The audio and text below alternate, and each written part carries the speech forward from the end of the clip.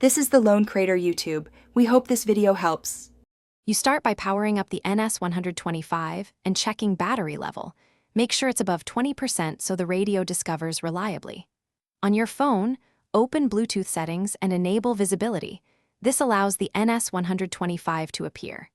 Next, cancel or forget any old pairings on both devices to avoid conflicts. Once done, move the NS125 within about 3 meters of your phone. Proximity reduces interference and speeds the handshake process. You now put the NS125 into pairing mode by pressing and holding the Bluetooth button for about 3 to 5 seconds. The LED will blink blue when it's ready. On your phone, tap Scan or Refresh so the NS125 appears in the Available Devices list. When you see NS125, select it. Phones typically show a pairing request.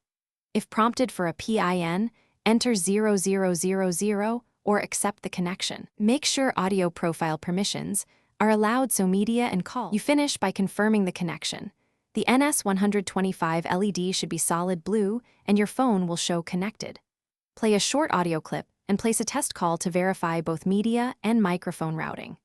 If audio is low or connection drops, make sure volume on both devices is up, then reboot the NS125 and your phone. Toggling Bluetooth often clears cached conflicts. If pairing still fails, forget the device on the phone and retry the pairing process, using PIN 0000 when requested.